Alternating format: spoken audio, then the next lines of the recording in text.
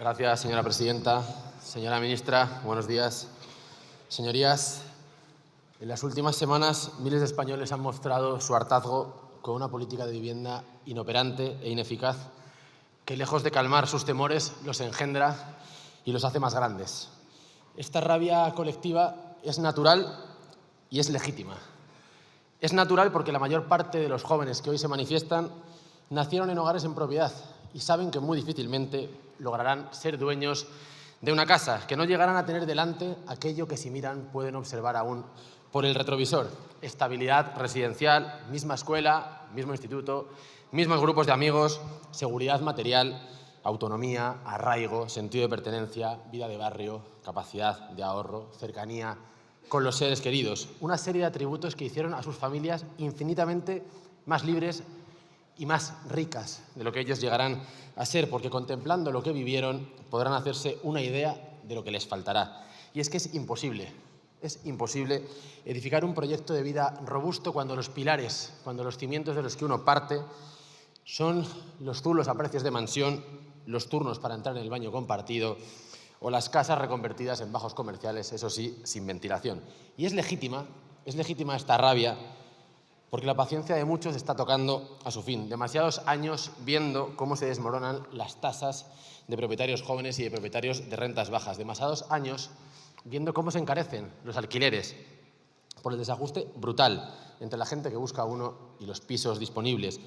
Demasiados años viendo cómo apretujamos en cuchitriles de Madrid o Barcelona a la juventud de medio país, porque algunos decidieron que lo mejor era arruinar su industria, su campo y sus comunidades. Demasiados años viendo cómo la vivienda pública se ha convertido en una figura legendaria de las que muchos hablan, pero que nadie ve. Demasiados años, en definitiva, viendo cómo se disfraza la precariedad con anglicismos y nombres cookies, pero aunque la precariedad se vista de seda, precariedad se queda. La gente se está echando a la calle desesperada, queriendo encontrar un rumbo, un norte, una herramienta, una brújula.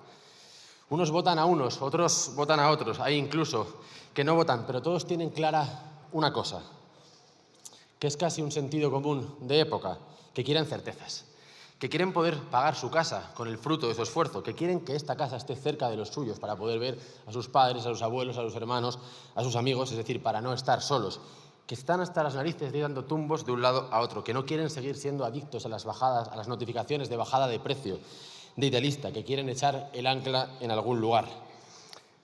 Y claro, sobre este enfado colectivo, sobre esta justa indignación, se cierne una amenaza, la amenaza de que las reivindicaciones de la gente queden ahogadas por las consignas, los eslóganes y los mantras de la izquierda oficial. La amenaza de que los mismos políticos que nos han traído hasta aquí se pongan ahora al frente de la manifestación para que nada cambie, para que no se tuerza el rumbo, para que no haya autocrítica, para que nadie rinda cuentas. ¿Se imaginan ustedes a Esperanza Aguirre y a Zapatero al frente del 15M, a los comunistas liderando las revueltas en la primavera de Praga o en Budapest, a Aznar al frente de las protestas contra la guerra de Irak? No, ¿verdad? Pues eso es lo que está pasando ahora mismo, y es una estafa, porque no se puede estar al mismo tiempo en la oposición y en el gobierno, controlando la calle y controlando el BOE. No se puede estar al mismo tiempo destrozando el mercado de la vivienda con unas medidas y pidiendo que sean esas mismas medidas las que nos salven. ¿Y cuáles son? La bajada de los alquileres, un objetivo loable, pero de partida el marco ya es perdedor, porque ponemos todo el foco en el alquiler y no en la extensión de la propiedad. ¿Saben sus señorías cuándo en España los alquileres eran asequibles? Cuando el 85% de la gente era dueña de su casa. Entonces eran asequibles, cuando no se había expulsado a los jóvenes, a la clase media ni a las ciudades populares de la posibilidad de comprar, cuando no se había triturado el poder adquisitivo de las familias ni se había precarizado el mercado laboral, cuando no se veía la propiedad como una antigualla o como una cárcel, cuando no se promocionaba el alquiler como una liberación, cuando no se habían cargado la garantía hipotecaria. Entonces, en ese momento, los españoles, los de menos renta, destinaban un 25% de sus ingresos al pago mensual del alquiler. Hoy la media en toda España es el 43% y en algunas ciudades por encima del 60%. Además, usted lo ha mencionado en su intervención, doblamos la tasa europea de sobreesfuerzo de los hogares y la mitad de los inquilinos en España están en riesgo de exclusión social. Y es que la sociedad postpropietaria es una sociedad cada vez más desigual y deshilachada, una sociedad en la que cada vez tenemos menos defensas para resistir cuando las cosas vienen mal dadas. Y claro, sabiendo todo esto, aspira la izquierda a volver a tener una sociedad con la propiedad lo más distribuida y extendida posible. Parece que no. El objetivo es que la propiedad sea para los del Lamborghini y para los fondos, el alquiler para los del Clio y para los del Corsa y ya el co-living para los del patinete eléctrico. Y claro, esto suena de todo menos revolucionario, ¿no? No hay más que ver el abismo generacional al que nos estamos asomando para recordar que las políticas contra la extensión de la propiedad son políticas clasistas, es decir, políticas que atacan al que menos tiene.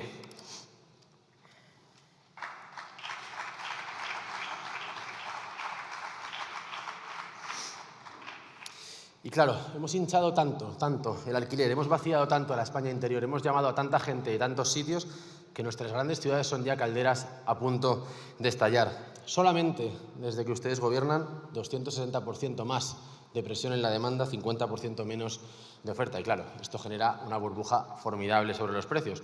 ¿Y qué se les ocurre para pincharla? ¿Construir, rehabilitar, devolver seguridad jurídica? No. El control de precios, algo que no ha funcionado en ningún lugar del mundo, pero les da igual porque esta vez lo deseamos muy fuerte y esta vez va a salir bien. Entonces están lanzando a los españoles a una piscina sin agua y las consecuencias las padece la gente común. Reducción drástica de la oferta de larga duración, que es la que necesitan las familias, y aumento exponencial de todas aquellas ofertas que no necesitan las familias, ni por habitaciones, ni de temporada, ni turístico. Cada vez que los españoles entran a un portal inmobiliario encuentran menos pisos disponibles que el mes anterior. Sin embargo, cada uno de los anuncios tiene muchas más visitas que el mes anterior. ¿Saben lo que significa esto? Un poder desconocido para los grandes tenedores, porque cuanto más escaso es un bien, mayor margen de maniobra tiene sobre él quien lo posee. Esto creo que es algo muy fácil de entender. Si algunos especulan es porque otros se dejan la pelota botando. ¿Qué más significa esto? La elitización del alquiler. Castings inmobiliarios para cientos de candidatos / competidores, requisitos leoninos para seleccionar a los perfiles más solventes y sí, al final del túnel no la luz, sino el drama, la exclusión del mercado de alquiler de jóvenes con nóminas bajas, de familias con sueldos precarios, de desempleados o de padres con hijos a cargo. Hace 20 años estos perfiles estaban ahí para ver si compraban. Ahora ya ni siquiera pueden alquilar. Son los nuevos parias, sus nuevos parias.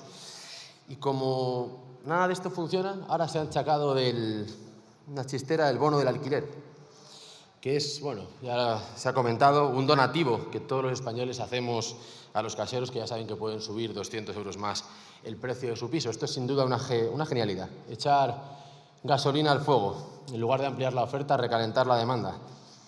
Una buena chapuza.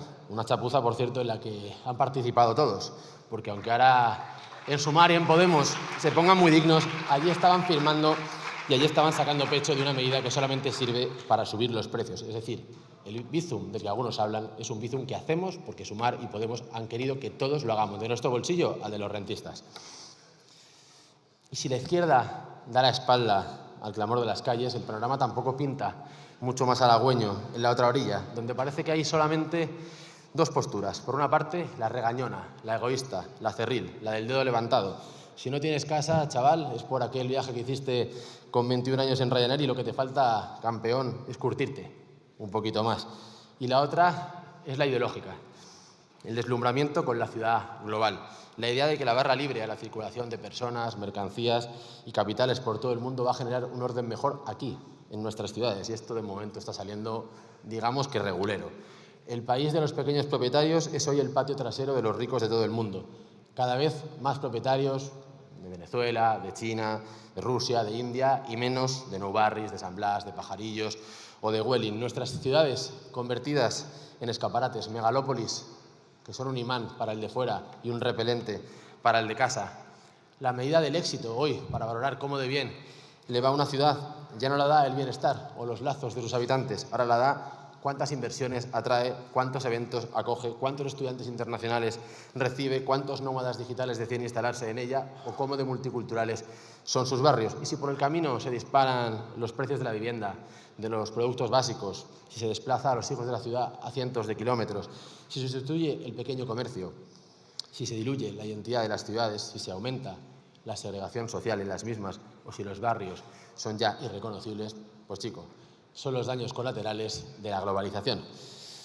De manera que ni el mito de la izquierda, que era el alquiler y la regulación, ni el mito de la derecha, que es la globalización, dan respuesta a las demandas de la calle, dan respuesta a las demandas del país. Al contrario, solamente nos conducen a la parálisis y solo saldremos de ella si le damos la vuelta a esto como a un calcetín.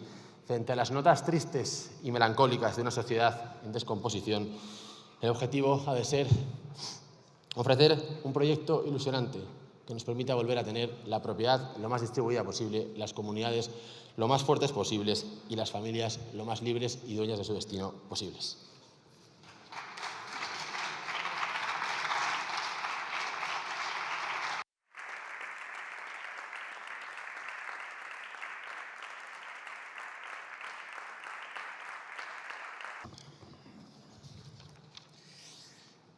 Gracias, señor presidente. Señora ministra, no dudo de sus buenas intenciones.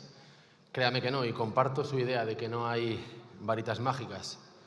Pero entre la ausencia de varitas mágicas y la superstición, digamos que tiene que haber una zona gris en la que todos podamos entendernos. Y esa zona gris requiere, en primer lugar, decir en alto que el emperador va desnudo, que no lleva traje, que la tolerancia con los impagos y el control de precios, que son medidas muy bien intencionadas, han terminado convirtiéndose en un boomerang contra aquellos a los que justamente se pretendía proteger, las clases populares, que se ha generado mucho dolor, que se ha dejado a cientos de miles de personas en la intemperie, en la estacada. En segundo lugar, decía usted que si me había equivocado de partido, y lo cierto es que tenía ganas de poder hablar sobre esto. Sucede que si una persona tiene un ethos conservador, una manera de entender el mundo conservadora, esto es incompatible con una sensibilidad social, es incompatible con una preocupación por el bien común, es incompatible con el cuidado de los vulnerables. Vaya condescendencia y vaya patrimonialización de lo que es la preocupación por aquellos que nos rodean y por aquellos con los que vivimos, por nuestras familias, en definitiva. Pero todo esto me permite poder desbaratar un mito que no por muchas veces repetido es menos mito. Y es que el Estado social es hijo de la izquierda, que la preocupación social es hija de la izquierda, que la justicia social es un invento de la izquierda. Instituto de Reformas Sociales, Comisión de Reformas Sociales, donde, por cierto, dialogaban socialistas y conservadores a finales del XIX y principios del XX, Ley de descanso dominical, prohibición del trabajo infantil, prohibición del trabajo de mujeres embarazadas, ley de accidentes de trabajo, inicios de la previsión social, jurados mixtos, orígenes de lo que luego sería el Ministerio de Trabajo, inicio de la formación profesional, ley de casas baratas, inicio de la vivienda social y de la vivienda protegida, seguros de enfermedad, regulación de bajas, el mayor impulso a la reforma agraria. Todo esto, señora ministra, y muchas más cosas, ¿cree usted que son incompatibles con ser conservador? Porque las personas que lo hicieron lo eran.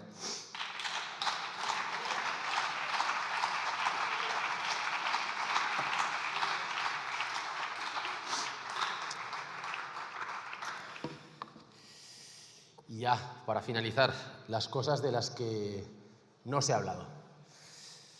Que tal vez sea una pantalla previa a la vivienda y que seguramente no sea su competencia, sino que seguramente sea usted víctima de las políticas que se hacen en el resto de los ministerios de este Consejo de Ministros, que tienen al final a la vivienda como principal damnificada. Nada se ha dicho de que el modelo territorial de este país es desquiciante y que esto tiene, el efecto aspiradora de recursos humanos y económicos, tiene un impacto durísimo sobre la vivienda. Nada se ha dicho de cómo vamos a priorizar al español en el acceso a la compra, en el acceso a la vivienda social, cómo vamos a garantizar que sean los ciudadanos españoles, que es a quienes nos debemos y a nadie más, quienes tengan la garantía no ya de un techo y cuatro paredes, sino de tener un hogar digno. Nada se ha dicho de que la brecha entre generaciones es dolorosísima que la orientación del gasto público, y todos sabemos cuáles, que han hecho Partido Popular y Partido Socialista, es una guerra declarada desde hace años a los jóvenes, a la familia y a la natalidad, y por tanto también a la vivienda. Nada se ha dicho sobre cómo se va a devolver seguridad jurídica para que pueda aumentarse la oferta y así que sea el Estado, que es a quien mandata el 47 de la Constitución. El 47 no mandata a Paco Páquez, mandata al Estado. Y vamos a ver si un Estado social digno de tal nombre, en lugar de transferir la responsabilidad al particular, echa sobre sus hombros dicha responsabilidad.